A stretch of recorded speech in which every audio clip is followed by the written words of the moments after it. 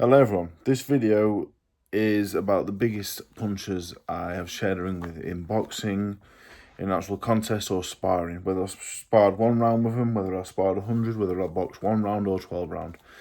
I picked 12 fighters, got a list here. World champions on there, world title challengers. I've also got fighters that, they're all pretty good to be fair. They're all pretty good. So we're going to go 12 through to 1. I think some of it will surprise you, but this is my personal experience of them. Styles make fights, and certain punches are heavy, certain punches are fast and sharp. I probably struggle more with the fast, sharp ones. So anyway, this is my list, 12 through 1. Number 12 is Lucas Brown. There will be someone on this list that I have forgot. They probably hit me too fucking hard. They probably should be on the list. But this is just 12 fighters, 12 big names that I boxed. So 12 is Brown. Out of these 12, he hurt me the least. I thought it was the least. He didn't carry much power. When I boxed him, though, I think he's a big puncher. I think he fell into a trap of thinking that he couldn't knock me out. I think he thought I was some immovable object, which I wasn't. I'm very glad that he took that approach. As the first few rounds of the fight, I was all over the place. I was very nervous, and he was just tit-tapping us, picking the rounds up, but it was just a matter of time till I warmed into it, and obviously I took him out in the third round. So in my experience, he has to go 12 as, I rate his power out of 10. I would have rated it as 0, to be honest. And that's not because he can't punch, that's because he wasn't putting anything in his punches. So he has to go 12, someone has to. And I wanted to use that as 12, so I wouldn't be horrible to anyone. Number 11 is Nick Webb. Nick Webb was a huge puncher at a lower level coming through. When I took the fight, everyone was telling me what a big puncher he was in the amateur, and he was knocking everyone out as a pro. The fight before me, he knocked some fella Sparko. So I was respectful of the power in the fight. The first couple of rounds, 30 seconds in, I knew I was going to win the fight, to be honest. So I was catching his shots, making him miss. The ones that I did catch with my gloves, heavy-handed, but there was no speed. The really good ones are fast, and the hurtful punches, the fast ones, you don't see coming. So Nick Webb for me, very heavy-handed. There was no sharpness, no speed, no surprise. I would give them like a 2 out of 10. Number 10 is Joe Joyce. Joe Joyce is heavy-handed. And as I said the other day, there's no real telling the shots. So he has a very good jab, because if you got a very heavy jab, but I can see it coming, I want to ride it a little bit, I want to take a little bit off with a little bit of a deflection, or even if I take it full force, but I know it's coming, I can brace for it, and you can take them. But with Joey, I had no tell, so it'd just be popping that jab and it'd just be hitting you, because before you know it, there's no tell, so it's just there, it's in your face, wow. But while he was heavy-handed, his jab wasn't a huge shot. It was more of an annoyance. But the right hand, the left hook, they came keen. I only sparred in probably 16, 18-ounce gloves, so, in a real fight it would be a different kettle of fish. But while the jab was great because there was no tell, he wasn't the fastest. He was not slow as you would think, especially with the left hand. That really, for me, he never really hurt me, as there was the surprise element with the right hand, and the left hook wasn't there. So I'm going to give him a 3. Next, at number 9, I think this will surprise people massively, is David Price. I boxed David Price. He stopped me, beat me pillar to post over 10 rounds. And he was a fantastic boxer. Again, a video yesterday uploaded. His boxing ability surprised me. He shouldn't have. He was an Olympian. But his actual punch power, it wasn't something I thought was... It wasn't what I expected maybe. Maybe I'm underestimating it, as I was expecting more. But the jab was heavy, but I remember eating a fair few of them, and I was never hurt by him, really. I was never really... My legs was never unsteady. He was such a crisp puncher and a sharp puncher, but I didn't find him to be heavy-handed. But again, maybe like Lucas Brown, maybe Price was pacing himself, picking his shots. Maybe he was finding the pace comfortable, and He didn't want to go through the gears too much and put too much into his shots. But on the night I boxed him, I didn't have him down as a puncher, to be honest, a big puncher. So I would have scored him maybe a 4 on the night. Next again, Usyk at 8. Usyk is the only man on this list to render me unconscious. I have my excuses for that. I've not really eaten for weeks. However, again, another solid puncher, and the better these guys are, the punches are just crisp and accurate.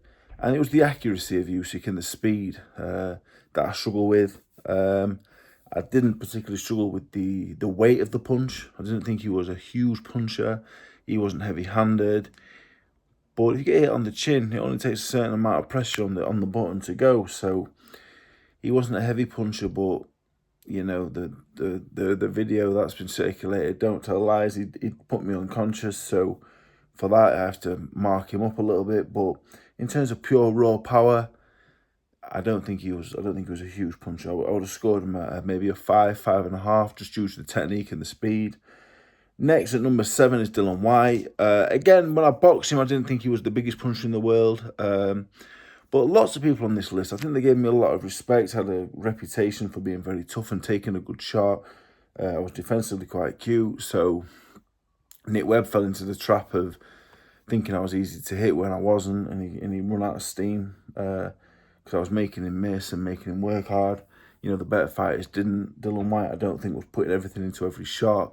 As I learnt later in sparring, I found him to be a very big puncher, especially with the left hand, the left hook, the left hook to the body as well. Very, very, very heavy. The right hand, not so much. So yeah, in sparring, when he was letting his shots go, because in the fight, I don't think he was letting them go fully. I think he was resigned early on to it was going 10. I think he thought I was going to take some shifting. But a serious puncher, especially with the left hand. I'm going to give him maybe a 6.5. Next at number 6 is Luis Ortiz. Similar to Usyk, speed, timing, accuracy. I didn't find him to be a big puncher, but he's only one of 2 men to have ever hurt me with a headshot in a fight. The second round, hit me with a uppercut with his backhand, his left hand, caught me right on the button. A little dip in the legs. If you watch the fight back halfway through the second round, I overreached. I think with my right hand, you know, he dipped and he come with the left uppercut, and I can remember my legs dipping and panic station set in, and I got on my bike for a bit and got myself back together. But that was probably the worst I've been hurt as a pro with a headshot. But again, not the heaviest handed. But again, I think after a couple of rounds, as he told me after the fight, he was resigned that he was going the distance. He told me he couldn't believe the shots he was hitting me with, and I was standing up to him. But I didn't think he was the most heavy-handed man in the world, to be honest. I thought he was just speed and timing, accuracy, but a serious puncher with all them, because of all them things. So I would give him again another 6.5, maybe a 7. Next on the list at number 5 is maybe a surprising one that is so high is Tony Yoka. Yoka, again, speed, accuracy, technique. Again, not a heavy-handed puncher. He was like, number 1 on the list was like getting hit by an actual house, never mind a house brick. Yoka was like a stone, just over and over again in the face, and he hurt me in the 10th round. I was probably very tired at this point. He caught with the right hand on top of the head, which made my legs a little unsteady. So Yoka, yeah, I'm going to put him at 5, as he did hurt me. And he was a good puncher, but again, he was accurate and crisp more than heavy-handed. 4 is Anthony Joshua. I suppose Anthony Joshua a lot, but many, many years ago now. He has to go up 4, as he was probably more heavy-handed than the ones I've previously mentioned. But never really, never hurt me. I wouldn't say. I used to give him 3 shots to the head just to please the onlookers, the Cordinas, the Fowlers, Gamal Fight. A few of them used to watch and I'd show off and say, "Oh, look at this! Anthony Joshua can punch me in the head over and over again." Probably took about 30 years off my life. A real good puncher again, a crisp puncher, technically correct. But I didn't find him to be the biggest puncher in the world. Rob McCracken once said to me, This man is a different kettle of fish in 10-ounce gloves. On fight night, he's a different person, which I would believe. If I boxed him, I'm not sure I'd see the final bell. In fact, I'm pretty sure I wouldn't. So, a serious puncher. But maybe a 7.5 in my experience. This is just my experience of them. Number 3 will be Dubois. I only shared 2 rounds with him. But the jab, his jab was as hard as 99% of other fighters' right hands. It was incredible. I said in an interview, I think on my own YouTube channel, I thought it'd snap my neck with the jab. The right hand wasn't the same weapon, but the jab, it was incredible. It was a ramrod. It was so hard. It worried me into a shell. A serious puncher with the left hand. I'd have to give the jab a 10, but overall maybe an 8. Next at number 2, this always surprised people when I said this, but Tyson Fury, serious puncher when he sat on his shots. And I feel like I was proven right in the second Wilder fight when he came out Seek and Destroy and took Wilder out. For the most part, sparring Tyson over the years, he'd be on the back foot, tipping and tapping and doing his thing.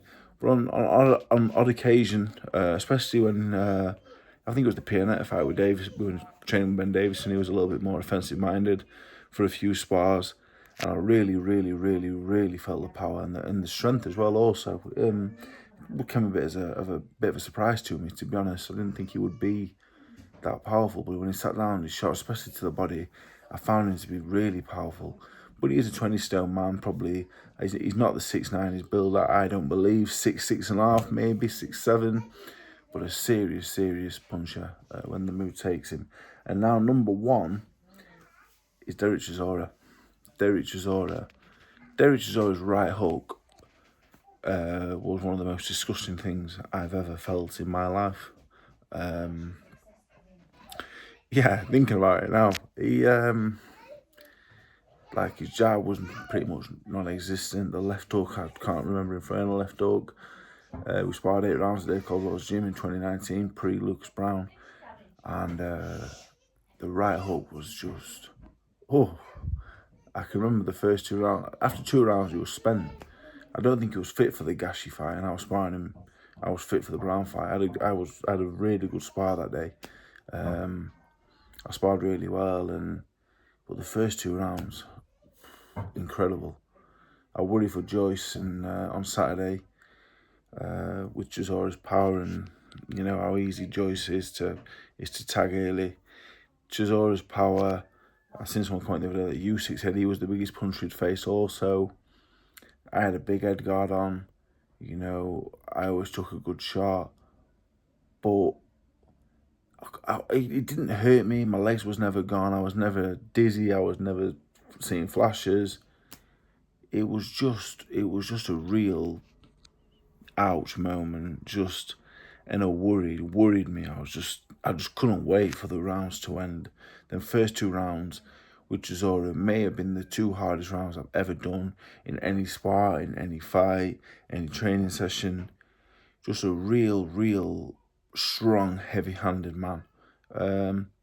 So yeah, that's my list 1 to 12. I missed out fighters that would have made that list or that would have got in there. Chisora by far and away number 1 for one-punch power. You know, Fury probably 2, and Dubois, I'd probably put him at 3. But I have missed out many fighters that would have made that list, likes of Sean Big Sexy Turner, really heavy-handed man. Simon Vallily, again, he was only a career cruiserweight, really, an incredible puncher. And there were many others as well, but Derek Chisora's right hook, disgusting, to be honest, disgusting. Oh.